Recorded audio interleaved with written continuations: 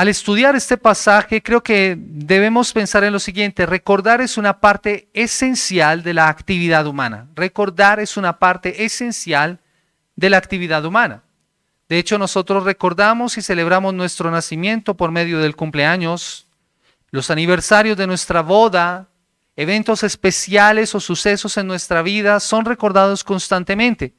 Y no solamente pasa a nivel individual, los países también lo hacen. Recuerdan acontecimientos importantes de su historia como las batallas por la independencia u otras fiestas patrias que dan una visión a las personas de esa nación o de las naciones para que tengan presente siempre el precio que se ha pagado por la libertad. En esos momentos, esos actos sirven como señales que permiten inclusive reflexionar o recapacitar, inclusive, como dice un autor, reajustar el presente a la luz del pasado. Reajustar el presente a la luz del pasado. Para nosotros como seres humanos es importante recordar porque tendemos al olvido. Y Mari lo mencionaba ahora también en el tiempo de adoración, en el tiempo de música. Tenemos que usar distintos medios para recordar. Entonces tenemos esa estrategia, cambiarnos el anillo cuando tenemos algo importante que recordar. El problema es cuando nos cambiamos el anillo y no recordamos por qué fue que nos cambiamos el anillo. Pero tenemos y usamos distintos medios para recordar. Usamos alarmas, por ejemplo, recordatorios en el celular. Ahora con los medios de tecnología hay aplicaciones para recordar. O usamos la agenda. Tenemos distintos medios para recordar. Y eso es porque tendemos al olvido fácilmente. Los monumentos precisamente tienen ese propósito. Un monumento tiene el propósito de recordar el pasado y de que lo que tengamos presente. Y si recordar es importante para nosotros como individuos, para la sociedad, tanto más debe serlo para aquel que es discípulo de Cristo. El discípulo de Cristo es llamado a recordar constantemente. Y el pasaje de hoy está enmarcado precisamente en ese contexto. El capítulo anterior nos hablaba acerca del cruce del río Jordán y cómo el pueblo había pasado en una época en que era difícil cruzar el río Jordán porque estaba desbordado. El pueblo cruza por el Jordán en seco, guiado por el arca de la alianza que representaba la presencia de Dios en medio de su pueblo. Y lo que vamos a ver tiene que ver con un suceso que ocurrió allí en el capítulo 13 del versículo 12. Dice: tomad pues ahora 12 hombres de las tribus de Israel, uno de cada tribu. Y pareciera como si ese fuera un paréntesis en el pasaje que no tiene ningún sentido, ningún propósito, porque en el capítulo 3 no ocurre nada con esos 12 hombres aparte de haber sido designados. El capítulo 4 nos muestra por qué son designados estos hombres. Y es importante ver que este evento que estamos considerando en la mañana de hoy tiene un componente pedagógico y conmemorativo que representa también una constante en la palabra del Señor, dentro de los actos que Dios tiene para con su pueblo al ver el cumplimiento de sus promesas a lo largo de los siglos y esas promesas que habían sido dadas desde los patriarcas. Eso es lo que vamos a ver en esta mañana. Mis amados hermanos, al considerar este evento, debemos entender que los eventos son eso, eventos, ocurren eventualmente, de manera particular y única en la historia. Y eso queda en la memoria y en las mentes de las personas que los vivieron. Pero los monumentos y los recordatorios tienen precisamente eso, la intención de recordar esos eventos para las siguientes generaciones. Y por eso es el monumento que vamos a ver en esta mañana. El pueblo debía recordar que Dios los había hecho pasar por el Jordán en seco y para ello se establece un recordatorio para las siguientes generaciones, un recordatorio para las siguientes generaciones. De allí el título de este sermón. ¿Qué significan estas piedras? Y es tomado precisamente del pasaje en el versículo 6 y más adelante en el versículo 21, Josué habla al pueblo y le dice que cuando los niños preguntaran eso, ellos debían estar preparados. Así que, ¿qué significan estas piedras? Porque no eran solamente un montón de piedras en un lugar, sino que tenían un propósito que debía ser llevado a cabo por el pueblo de generación en generación. ¿Quiénes serían los encargados de realizar esta labor entonces? ¿Cuándo debía recordarse? ¿Qué piedras tenemos nosotros en la actualidad? Son preguntas que deberíamos hacernos a la luz de este pasaje. Veamos entonces lo que esta porción nos enseña y la primera cosa que debemos ver, la primera escena que debemos considerar está en los versículos 1 al versículo 7. 12 hombres y las 12 piedras. Versículo 1 al versículo 7. Cuando toda la gente hubo acabado de pasar el Jordán, Jehová habló a Josué diciendo: tomad del pueblo 12 hombres, uno de cada tribu, y mandadles diciendo: tomad de aquí de en medio del Jordán, del lugar donde están firmes los pies de los sacerdotes, 12 piedras, las cuales pasaréis con vosotros, y levantadlas en el lugar donde habéis de pasar la noche. Entonces Josué llamó a los 12 hombres a los cuales él había designado entre los hijos de Israel, uno de cada tribu, y les dijo Josué: pasad delante del arca de Jehová vuestro Dios a la mitad del Jordán, y cada uno de vosotros tome una piedra sobre su hombro, conforme al número de las tribus de Israel, para que esto sea señal entre vosotros, y cuando vuestros hijos preguntaren a sus padres mañana diciendo: ¿qué significan estas piedras?, les responderéis que las aguas del Jordán fueron divididas delante del arca del pacto de Jehová. Cuando ella pasó el Jordán, las aguas del Jordán se dividieron, y estas piedras servirán de monumento conmemorativo a los hijos de Israel para siempre. El pasaje inicia entonces a modo de continuación de lo que estuvimos viendo en el capítulo anterior, el capítulo 3, el cruce del Jordán. Tan pronto como el pueblo ha terminado de cruzarse, entonces la indicación a Josué de lo que tenía que hacer con esos 12 hombres que antes habían sido seleccionados. El Señor había indicado que del lugar en donde estaba el arca se debían tomar una piedra. Cada hombre debía tomar entonces una piedra y llevarla hasta donde habrían de pasar la noche. Eso lo dice la palabra de Dios en los versículos del 1 al 3. Es lógico pensar entonces que no eran piedrecitas. O sea, si le pedimos el favor a un niño, el niño va a coger las piedras pequeñitas. No, estos hombres tenían que tomar una piedra grande, significativa, y ponérsela sobre sus hombros y llevarla hasta el lugar a donde tendrían que pasar la noche. Y cada piedra tenía un propósito. Cada piedra representaba a una tribu del pueblo de Israel. Casi que cada hombre estaba llevando la piedra que representaba a su tribu. Estaba casi que llevando a su tribu entre los hombros. Y el versículo 6 nos dice el propósito de esta señal o de este monumento conmemorativo para las futuras generaciones. El propósito está en el versículo 6, mire lo que dice: para que esto sea señal entre vosotros, y cuando vuestros hijos preguntaren a sus padres mañana diciendo: ¿qué significan estas piedras?, versículo 7, les responderéis que las aguas del Jordán fueron divididas delante del arca del pacto de Jehová. Cuando ella pasó el Jordán, las aguas del Jordán se dividieron, y estas piedras servirán de monumento conmemorativo a los hijos de Israel para siempre. Esas piedras tenían el propósito de ser una señal, y sería llamativo de hecho ver ese montículo de rocas diferentes a las que hubiera en el sector. Recuerden que esa es una zona semidesértica. O sea, las piedras son lo normal. Pero ver esas piedras amontonadas, ubicadas de una forma diferente, sería llamativo. Es lógico pensar que alguien las colocó allí intencionalmente. Y por eso, cuando las futuras generaciones preguntaran, era la oportunidad para dar una lección al pueblo. La Nueva Traducción Viviente dice: las usaremos para levantar un monumento conmemorativo. En el futuro sus hijos les preguntarán: ¿qué significan estas piedras? Y ustedes podrán decirles: nos recuerdan que el río Jordán dejó de fluir cuando el arca del pacto del Señor cruzó por allí. Esas piedras quedarán como un recordatorio en el pueblo de Israel para siempre. Ese era el propósito de esas piedras. O sea, la intención es clara, es recordar la obra del Señor, no una vez, no 2 veces, era recordar la obra del Señor siempre en medio del pueblo.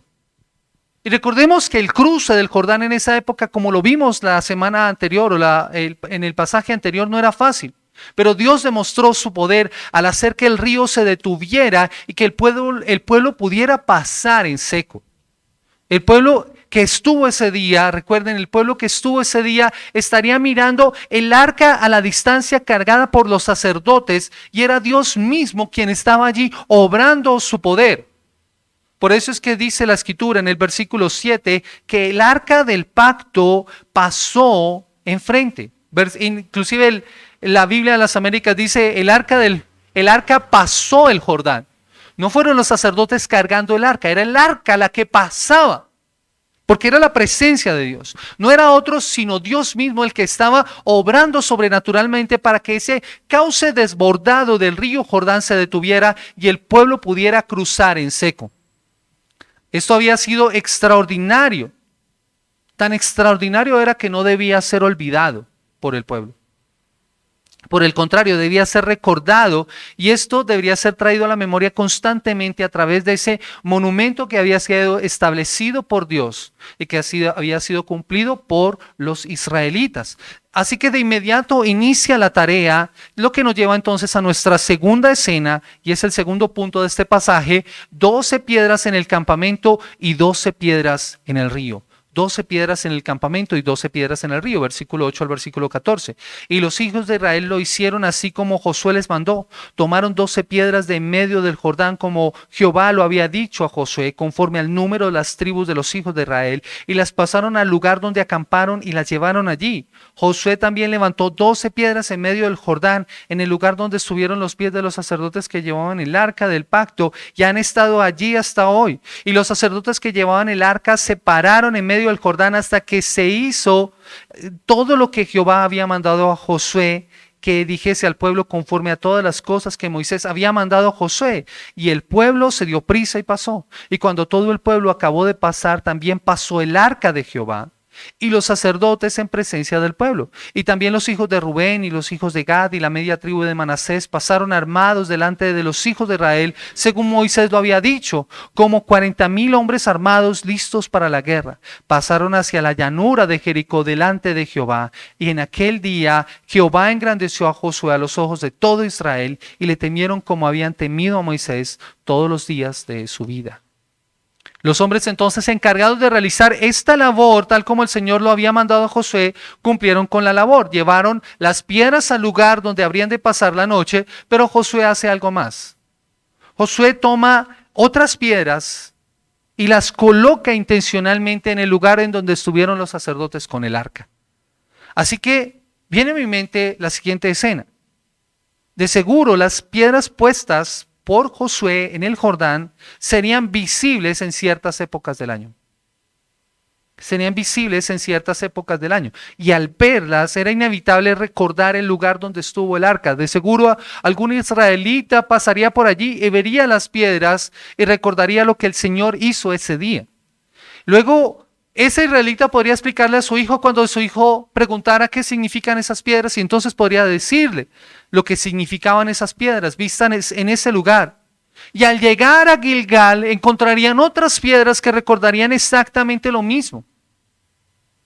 Entonces los padres podrían mostrarles a sus hijos y decirles: justo allí donde ves esas piedras sobresalir, allí estuvieron los sacerdotes que llevaban el arca. Cuando este río se detuvo y el pueblo cruzó en seco, y seguro a este lado cuando parecía imposible que todo esto pudiera acontecer. Eso es lo que viene a mi mente cuando pienso en esta escena. Así que debemos recordar esto también. De hecho, el escritor añade una nota editorial diciendo que esas rocas aún permanecían en el momento de realizar el escrito. Años después, cuando el escrito de Josué se realiza, esas rocas aún continuaban, así que los israelitas que escucharon esta lectura podrían ir a mirar esas rocas todavía allí puestas. Es lógico pensar, mis amados hermanos, que esas rocas no permanecen hasta nuestros días. Hoy seguramente vamos allá y no las vamos a encontrar, pero para la audiencia original, que las habían visto y que habían vivido esa historia podría ser corroborada. Ellos serían testigos de que eso había acontecido de esa misma forma. Lo que hoy tenemos nosotros es el relato escrito para las siguientes generaciones, y eso para nosotros es suficiente. Es suficiente. Josué es intencional en colocar esas piedras allí. Mire lo que dice el versículo 10. Dice: y los sacerdotes que llevaban el arca se pararon en medio del Jordán hasta que se hizo todo lo que Jehová había mandado a Josué que dijese al pueblo, conforme a todas las cosas que Moisés había mandado a Josué, y el pueblo se dio prisa y pasó. Ellos fueron intencionales en colocar, porque allí estuvo el arca, allí estuvo la presencia de Dios. Y la intención era mostrar precisamente la fidelidad en el cumplimiento de lo prometido por parte de Dios. De cómo el río se detendría y cómo el pueblo cruzó en seco seguro a la otra orilla. Mostrando esa primera señal en cumplimiento de esa promesa que Dios había dado de darles esa tierra, y como está mostrado en el capítulo 3, el versículo 10 al versículo 13. Pero no solamente pasaron el pueblo y el arca llevada por los sacerdotes, sino que aquellos que habían ya recibido su heredad, recuerden que al otro lado del Jordán, al occidente del Jordán, estaban ya establecidas 2,5 tribus, Rubén, Gad y media tribu de Manasés.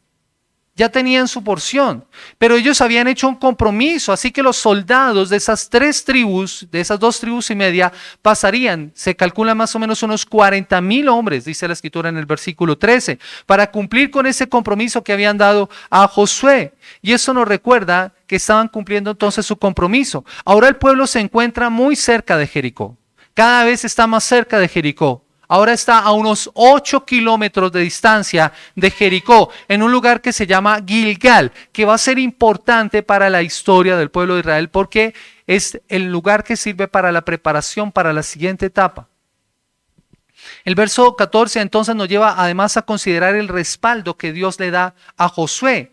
Recuerden que Josué es validado a través de esta señal. Como estuve con Moisés, estaré contigo. Había sido la promesa de Dios. Y esa señal de cruzar el Jordán en seco era una indicación para el pueblo de que Josué había sido designado como el líder para guiar al pueblo. De la misma forma en que Dios había estado con Moisés. Era necesario que se realizara esto. Era muy importante saber que aquel a quien seguían era el indicado. Esta podría considerarse entonces una prueba de la designación de Josué. Dios lo había designado, pero no estaba en las manos de Josué. Josué no tuvo que probar nada. ¿Quién estaba demostrando que estaba con Josué? Dios a través de lo que estaba haciendo. ¿Josué tuvo que hacer algo? No. Esa designación y esa prueba la había dado el Señor. Así que de la misma manera en que Dios había estado con Moisés respaldándolo, ahora estaba con Josué. Y entonces para el pueblo ya no cabía la menor duda. Dios había prometido que usaría a Josué, y eso lo encontramos nosotros en Deuteronomio, capítulo 31, versículos 7 al 8. Ahora lo había demostrado. Por eso la Nueva Traducción Viviente dice lo siguiente: ese día el Señor convirtió a Josué en un gran líder a los ojos de todos los israelitas, quienes por el resto de su vida lo respetaron tanto como habían respetado a Moisés. Así que, mis amados hermanos, el paso del Jordán es una analogía también a ese paso del Mar Rojo. De hecho, el pasaje lo menciona. Así como el pueblo pasó por el Jordán, el pueblo pasó por el Mar Rojo, nosotros estamos pasando por el Jordán. Y dice la Escritura, en esa ocasión, lo mismo que dice acá. El pueblo temió al Señor y creyeron en el Señor y en Moisés su siervo, cuando el pueblo pasó por el Mar Rojo. Así que el paralelismo es claro. Dios quiere mostrar su designación en Josué y cómo Josué es respaldado. Era el líder para el pueblo. El pueblo está unido en su temor y en su respeto a él como jefe escogido por el Señor, tal como había ocurrido con Moisés.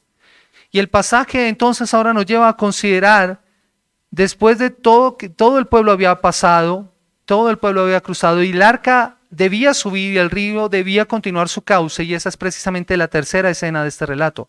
El arca sube del río, versículo 15 al 18. Dice la palabra del Señor: luego Jehová habló a Josué diciendo: manda a los sacerdotes que lleven el arca del testimonio, que suban del Jordán. Y Josué mandó a los sacerdotes diciendo: subid del Jordán. Y aconteció que cuando los sacerdotes que llevaban el arca del pacto de Jehová subieron de medio del Jordán, y las plantas de los pies de los sacerdotes sostuvieron el lugar seco, las aguas del Jordán se devolvieron a su lugar, corriendo como antes sobre todos sus bordes. Aquí nuevamente es el Señor hablando a Josué, quien además estaba atento a las instrucciones de lo que estaba pasando. Yo me imagino a Josué pendiente, atento, expectante de todo lo que estaba pasando. Yo creo que la ansiedad que debió haber sentido Josué en ese día debió haber sido grande. Coloquémonos en los pies de Josué por un momento. ¿Cómo creen que estaría él al otro lado esperando que el pueblo pasara? Pero viendo el sorprendente poder del Señor y viendo la grandeza del Señor obrando. Entonces creo que si pudiéramos verlo, quedaríamos igual, anonadados, estupefactos. pero él está atento escuchando la voz de Dios. Mis amados hermanos, como creyentes tenemos el mismo llamado de estar atentos a la voz de nuestro Dios por medio de su palabra para recibir las indicaciones del curso que debe tomar nuestras vidas y los pasos que debemos seguir. Josué escuchó la voz del Señor. Nosotros tenemos la voz del Señor a través de su palabra y podemos escuchar esas indicaciones. Sin la palabra de Dios no deberíamos andar. Sin la guía de la Escritura no deberíamos dar un paso. Es algo que nosotros necesitamos todo el tiempo. De la misma forma en que Josué debía estar atento a la voz de Dios, nosotros debemos estar atentos a la voz de la palabra del Señor. Y aquí entonces vemos a Josué ahora indicando a los sacerdotes que salgan del río, del lugar en donde estaban, y cuando el arca sube del Jordán, este retoma su cauce normal. La vista de todos ahora está en el arca que ha salido y el río Jordán recuperando su cauce, pero todos están ahora en la orilla oriental, en tierra seca. Así que el milagro ha ocurrido, Dios ha cumplido lo que se ha comprometido a hacer, todos lo han visto, estarían asombrados porque todo lo que aconteció había sido obra del Señor. Y esto nos lleva entonces a considerar la última escena de este pasaje y que yo considero que es la conclusión y la explicación final para el pueblo. La conclusión y la explicación final para el pueblo. Versículo 19 al 24, y dice la palabra del Señor: y el pueblo subió del Jordán el día 10 del mes primero, y acamparon en Gilgal al lado oriental de Jericó. Y Josué erigió en Gilgal las 12 piedras que había traído del Jordán, y habló a los hijos de Israel diciendo: cuando mañana preguntaren vuestros hijos a sus padres y dijeren: ¿qué significan estas piedras? Declararéis a vuestros hijos diciendo: Israel pasó en seco por este Jordán, porque Jehová vuestro Dios secó las aguas del Jordán delante de vosotros hasta que habíais pasado, a la manera que Jehová vuestro Dios lo había hecho en el Mar Rojo, el cual secó delante de nosotros hasta que pasamos, para que todos los pueblos de la tierra conozcan que la mano de Jehová es poderosa, y para que temáis a Jehová vuestro Dios todos los días. El relato entonces nos ubica ahora en una línea temporal. Esta parte funciona entonces como una especie de epílogo y como explicación también para el pueblo de lo que ha ocurrido en este suceso. El tiempo que ha transcurrido ha sido 2 meses desde la muerte de Moisés hasta este momento. Moisés inicia su discurso al pueblo el primer día del mes del año 40 y muere en Deuteronomio capítulo 34, el versículo 8, y el pueblo hace duelo por 30 días. Ahora estamos en el año 41, en el mes de Nisán, más o menos entre marzo y abril, o sea que estamos más o menos en esa época, muy cerca de la conmemoración de la Pascua. De hecho, el día en el que pasa el pueblo es el día en que tenían que seleccionar el cordero para la Pascua, que tenía que ser seleccionado 10 días antes de la Pascua.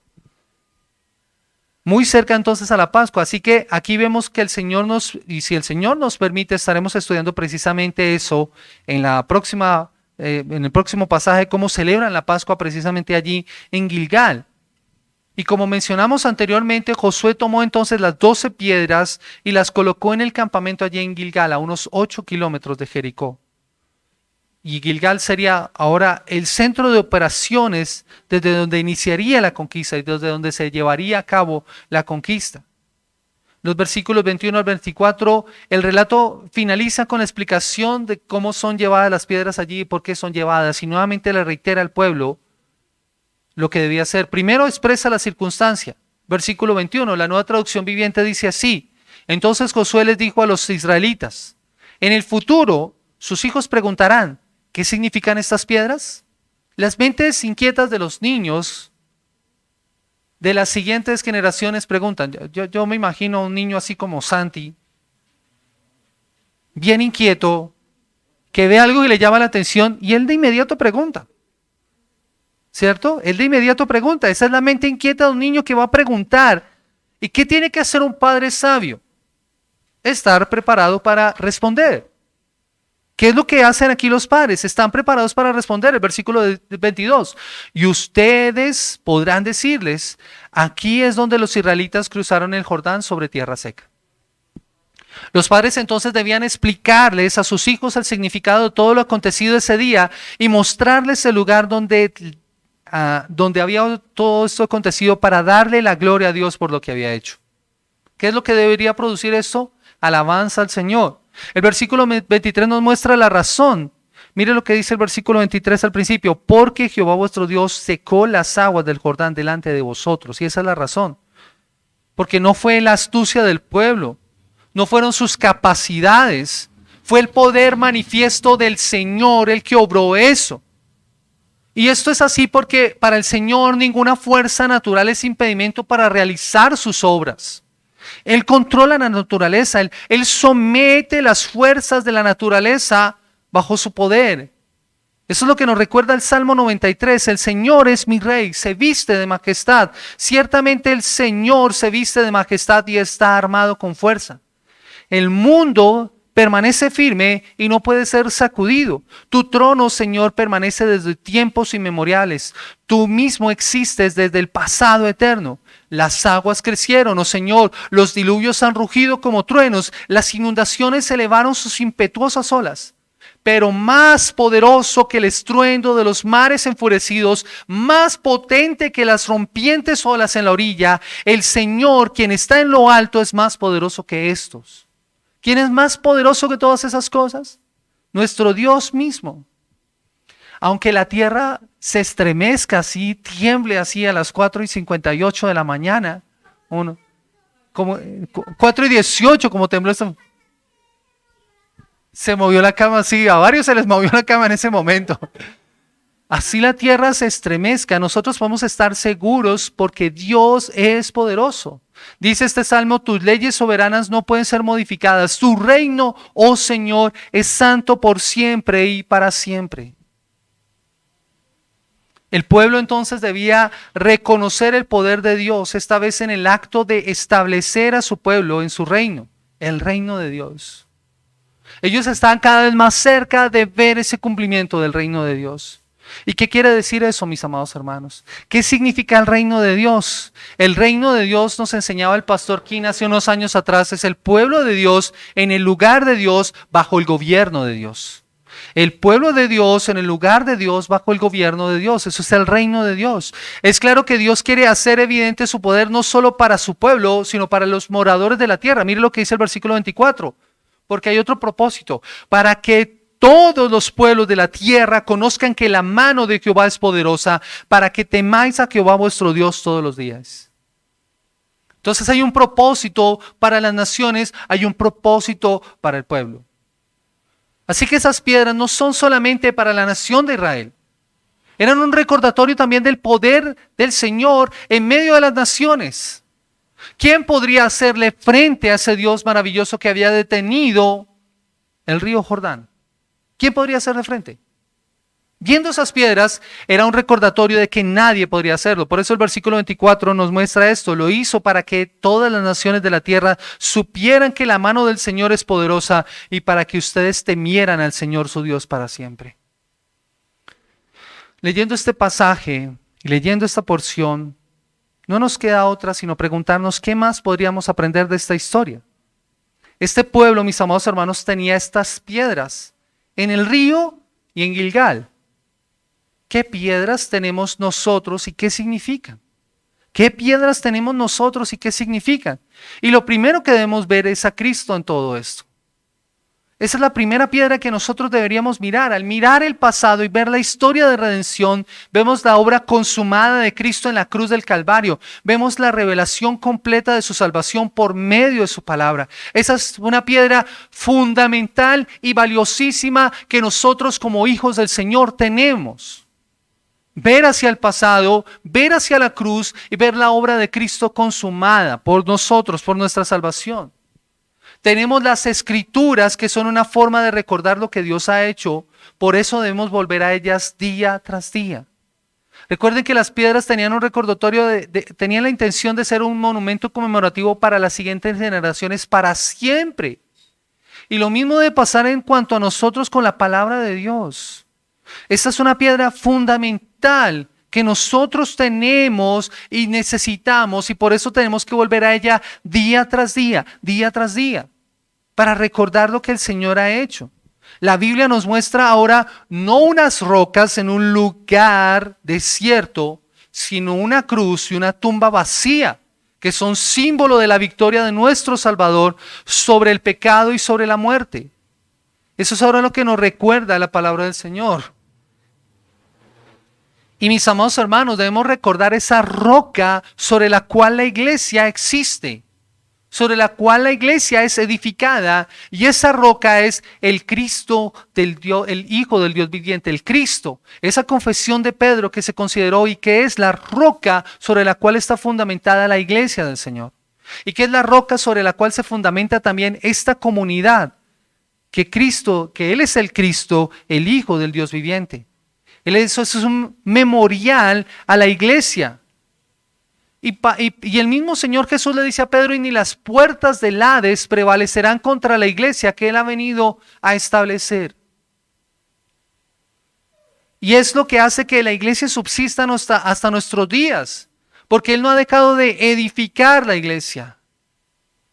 Mis amados hermanos, se han levantado imperios, se han levantado gobiernos y han intentado destruir la iglesia del Señor y no han podido. ¿Y saben por qué no han podido? Porque la iglesia está establecida sobre una roca inconmovible, poderosa, eterna, que es Cristo nuestro Señor. Y por eso nosotros estamos hoy aquí. Y se levantarán y la iglesia prevalecerá aún en medio de todo eso. Ese es un memorial de esa piedra que nosotros tenemos. Mis amados hermanos, este pueblo levantó piedras en el río, pero nosotros tenemos a la roca eterna de la salvación, que es más grande que el recordatorio en Gilgal y que el recordatorio en el río Jordán. Dios obra en este pueblo y trae a memoria estos hechos como un testimonio para que este pueblo recordara que de allí vendría el Verbo hecho carne para darnos salvación. Dios está usando todo esto para establecer a su pueblo en el lugar donde vendría el Salvador. Así que esto es cumplimiento de una promesa aún mayor, y una promesa que nos daría a nosotros liberación de nuestros pecados y vida eterna. Mis amados hermanos, este pasaje también nos sirve para que recordemos las manifestaciones de su misericordia. Y por eso nosotros tenemos otras rocas. Es que las rocas que tenemos nosotros para recordar son muchísimas. Nosotros tenemos el bautismo, el matrimonio, la cena del Señor, el domingo como día del Señor, la Santa Cena, la Navidad, por ejemplo, que son rocas para recordar la obra maravillosa del Señor. Y esas rocas son nuestras piedras que debemos usar para enseñar a nuestros hijos. Así que no hay excusa para no hacerlo. Son los padres los responsables de enseñarles a sus hijos. Pero lo primero que nosotros debemos hacer es que somos responsables de conocer cuáles son nuestras piedras y saber lo que significa. El gran problema, mis amados hermanos, es que nosotros tenemos las rocas, pero no sabemos qué significan. Usted se imagina a una israelita llegando a Gilgal y que su hijo le pregunte por esas rocas y que este padre, en vez de decirle las asombrosas obras del Señor, le dijera a su hijo, no hijo, no tengo ni idea. ¿Qué va a pasar con ese hijo? ¿Qué hubiera pasado con ese hijo? ¿Qué pasaría con su fe? ¿Cómo le vas a mostrar? Mis amados hermanos, lo mismo pasa con nosotros. Tenemos las rocas, pero no sabemos cómo usarlas. No las estamos usando correctamente. Pensemos por un momento en la Semana Santa. Ahora que en unas cuantas semanas vamos a estar celebrando Semana Santa. Pensemos en Semana Santa. Aún Semana Santa es usada por los ateos como tiempo de descanso, porque ellos no saben lo que la roca significa. Pero tú y yo sí. Y sin embargo, muchas veces nosotros usamos Semana Santa de la misma forma en que la usan los ateos. No como la roca para recordar la salvación, la obra de Cristo a nuestro favor. La Semana Santa es una forma en que nosotros tenemos una roca que tenemos nosotros para recordar la obra de Cristo. Es una conmemoración de la salvación, pero la puedes estar usando como la usan aquellos que no creen en Dios. Así que estás perdiendo la utilidad de esa roca. Porque si es así, Si así estás usando la roca de la Semana Santa, estás usando la piedra de manera inadecuada. Todos necesitamos además que nos recuerden las realidades más básicas de la fe cristiana. Necesitamos estar recordando los fundamentos de los que depende todo lo demás. Este pasaje explica el uso de esas 12 piedras en Gilgal, pero también nosotros tenemos otra roca acá, la Santa Cena. Recuerdan, el Señor, Josué le decía al pueblo, y el Señor se lo dijo así: este es un monumento conmemorativo. Pero cuando nosotros participamos de la Santa Cena, cuando vemos la Santa Cena, debemos recordar lo que dice lo que dice el mismo Señor Jesús y que dice el apóstol Pablo: haced esto en memoria de mí. El propósito de la cena es recordarnos la obra del Señor. Ese fue el mandato de Jesús a sus discípulos. Cuando Él les dio el mandato de tomar el pan y el vino, mostraba una señal de su muerte expiatoria y la inauguración de ese nuevo pacto. Y por eso les invita a recordarlo. Haced esto todas las veces hasta que el Señor vuelva. Eso es lo que nosotros hacemos cuando nosotros participamos de la cena del Señor. Y es porque en esta cena nosotros recordamos el milagro mayor que cruzar el Jordán. Es el Hijo de Dios que nos amó y se entregó a sí mismo por nosotros, como dice Pablo en Gálatas 2:20. Y ese es un recordatorio que necesitamos, visible, que reside también, en el que reside nuestra salvación. Mis amados hermanos, nosotros debemos recordar el costo de lo que significó para el Señor abrir el camino a la tierra de la promesa para nosotros. No una tierra como la de Israel, sino una tierra mucho mejor, un lugar mucho mejor, para que nosotros fuéramos su pueblo redimidos, en donde nosotros podríamos experimentar el amor de Dios y servir a Dios para siempre. Eso es lo que nosotros recordamos con la cena. Tenemos que recordar la gran victoria que el Calvario consiguió sobre el pecado, sobre el mal y aún sobre la propia muerte, como lo dice el apóstol Pablo. Sorbida es la muerte en victoria. Mis amados hermanos, nuestra esclavitud ha terminado y disfrutamos de la libertad como hijos de Dios, como dice el apóstol Pablo en Efesios, porque Él nos ha bendecido con toda bendición espiritual en los lugares celestiales en Cristo Jesús. Nosotros, mis amados hermanos, tenemos también una roca en la palabra escrita de Dios, en su revelación. Disponemos de ella para volver a recordar día a día lo que Dios ha hecho y lo que Dios es. También es por eso que nos reunimos. Por eso es que nos congregamos semanalmente, semana tras semana. Y cada oportunidad que tenemos para reunirnos es para recordar la salvación de nuestro Dios. No nos reunimos para considerar el cruce del Jordán, sino una salvación mucho mayor, mis amados hermanos, a un costo mucho mayor, que nos abre también el camino a una tierra de promesa para nuestras vidas, por la roca inconmovible. Por eso, mis amados hermanos, nosotros nos reunimos ¿para qué? Para leer el Evangelio, para orar el Evangelio, para cantar el Evangelio, para que adoremos a través del Evangelio y por el Evangelio, para escuchar el Evangelio predicado, para que veamos el Evangelio representado a través de la cena, la comunión, las ofrendas. Todo esto nos debe llevar a recordar la obra de Cristo en la cruz del Calvario, lo que Él nos ha dado como salvación y como vida eterna, lo que esto significa para nosotros, mis amados hermanos. Y por eso la labor de los padres es importante. La labor de los padres es explicar a los hijos el significado de todo esto y la enseñanza de la palabra de Dios, de la misma manera que pasó con Israel tan pronto como cruzaron el Jordán. Eso es una jurisdicción de la familia. Una jurisdicción de la familia, como dice Ron Renaud en su libro Iglesia y Familia, la Gran Comisión. La institución de la iglesia local no fue creada. La institución de la iglesia local no fue creada para llevar a cabo cada aspecto de la voluntad de Dios en la tierra. Más bien, la iglesia local, por medio de las prácticas instituidas de la adoración, la predicación, el cuidado y equipamiento, prepara y empodera a individuos y familias cristianas para que lleven adelante el evangelio en cada esfera de la vida. ¿Qué es lo que nosotros hacemos como iglesia? A través de la adoración, la predicación, el cuidado y el equipamiento, preparamos y empoderamos a individuos y familias cristianas para que lleven adelante el evangelio. Y eso incluye, mis amados hermanos, no solamente a los padres, sino a los abuelos. Los abuelos tienen una responsabilidad aquí. Tristemente, nuestra sociedad ha enseñado que los padres crían y los abuelos malcrían. Pero no hay nada más antibíblico que eso. La Escritura enseña que los abuelos tienen la responsabilidad de enseñar a sus hijos.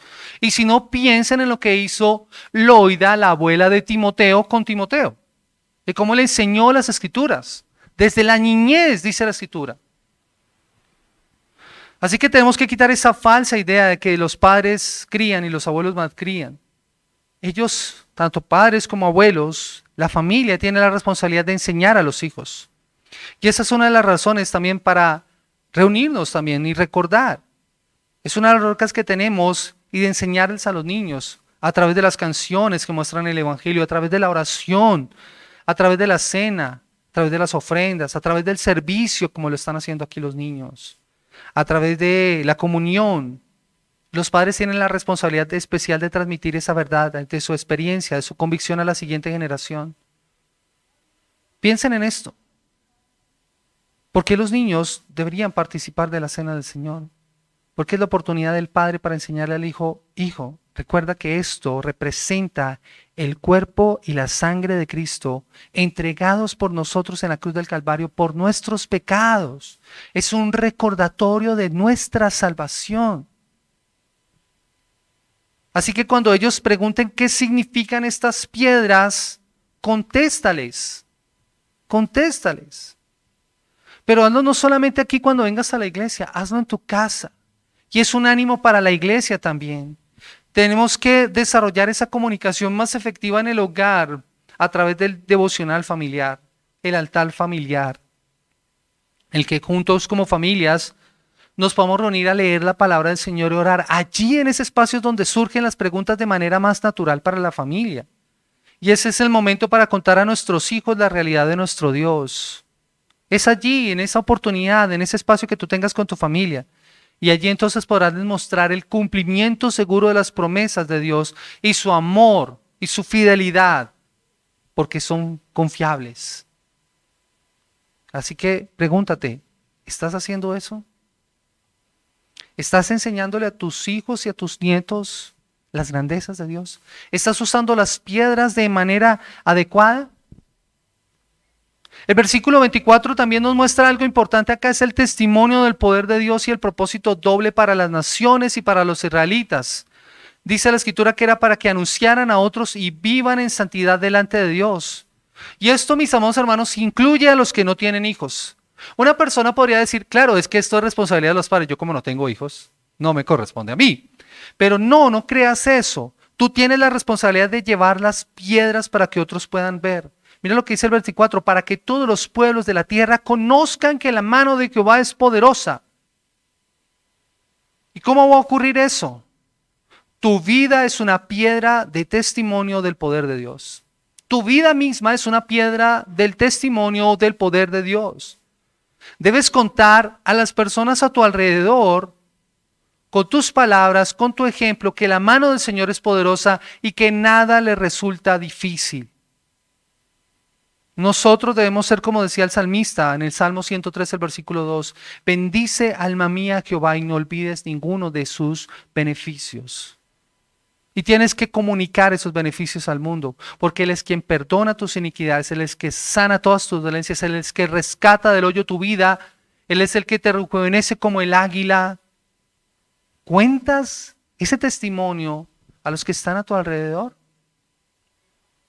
¿Estás usando la piedra de la forma correcta? Mis amados hermanos, este pasaje también nos sirve para entender que Dios quiere enseñar a su pueblo quién es el que gobierna. Por eso en el pasaje varias veces vemos y se recuerda la acción de Dios. Por ejemplo, en el versículo 5 es el arca de Jehová, vuestro Dios. Y la presencia de Dios mismo en medio de toda la situación. Y también es una lección que deberíamos recibir las siguientes generaciones. En el versículo 22 al 24 tres veces en esta porción se menciona Jehová vuestro Dios. Y esto tenía que servir para el pueblo para recordarles que había sido Dios y no había sido ningún otro Dios. De hecho, los dioses de la tierra de Canaán quedaron hechos nada ante la demostración del poder de Dios. Y es ver a Dios en todo esto. Es que si no hubiera sido por Dios, ellos todavía seguirían siendo esclavos 40 años en el Egipto. O habrían muerto en el desierto. O continuarían deambulando sin hogar al oriente, al occidente del Jordán. Pero como Dios ha obrado en medio suyo y lo ha demostrado por medio de cruzar el río, su respuesta debería ser someterse y temerle con temor reverente.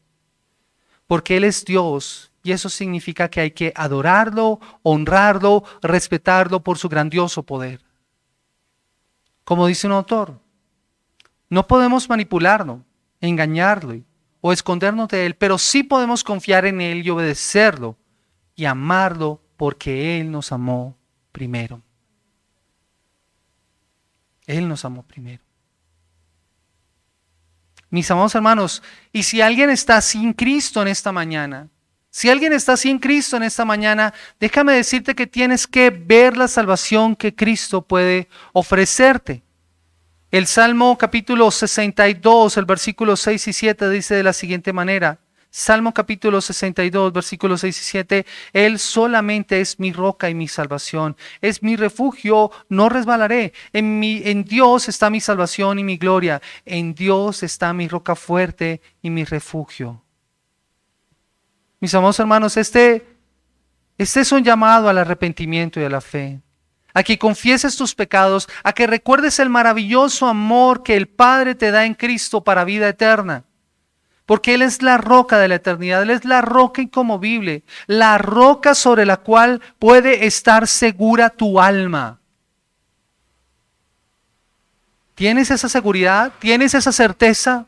Porque si no la tienes, ve a Cristo que Él es la roca fuerte de tu salvación, como lo hemos cantado en otras ocasiones.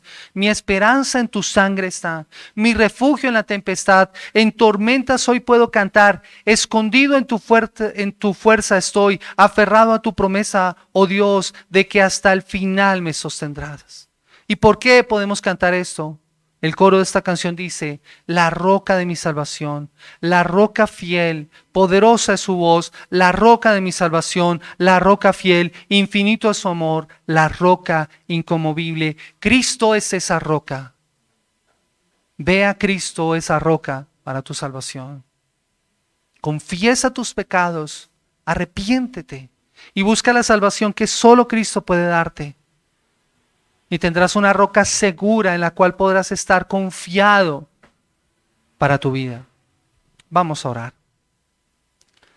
Eterno Señor y Dios, Padre, en el precioso nombre de Cristo Jesús queremos darte gracias por esta mañana y por la oportunidad que nos das de poder estar escuchando tu palabra, Señor. Hoy nos das el privilegio de poder acercarnos ante tu presencia, Señor, y meditar, Señor, en nuestra vida, al mirar al pasado y mirar, Señor, las rocas, Señor, que tú usaste en el Jordán, pero hoy nos permites también mirar las rocas que nosotros tenemos como creyentes y pedirte perdón si no las hemos usado correctamente, Señor, si las rocas que tú nos has dejado a través de tu palabra, Señor, no han cumplido el propósito para el cual tú las has establecido, Señor. Tal vez han dejado de ser recordatorios o no han sido los medios que nosotros hemos usado correctamente para enseñar a nuestros hijos o a otros. Perdónanos, Padre. Y te rogamos, Señor, que en esta mañana nos ayudes a poder entender la responsabilidad que tenemos, así como la responsabilidad que tenía el pueblo de Israel de usar correctamente esas rocas en Gilgal y en el río, como un recordatorio de tu obra. Y, Señor, llévanos a nosotros, como lo leíamos en tu palabra, Señor, a temerte a ti, Señor, a temerte a ti, nuestro Dios, todos los días. Señor, gracias porque tú pasas delante de nosotros y estás delante de nosotros. Ayúdanos también a poderle mostrar a los pueblos a nuestro alrededor, a las personas a nuestro alrededor, para que puedan conocer la mano de Jehová que es poderosa a través de nuestro Señor y Salvador Jesucristo. Que otros puedan ver esa mano poderosa por medio de nuestras vidas, Señor. Te damos gracias por esta mañana y te damos gracias por tu salvación y por el perdón de nuestros pecados. Oramos a ti en el precioso nombre de Cristo Jesús. Amén y amén. Mis amados hermanos, que el Señor les bendiga grandemente.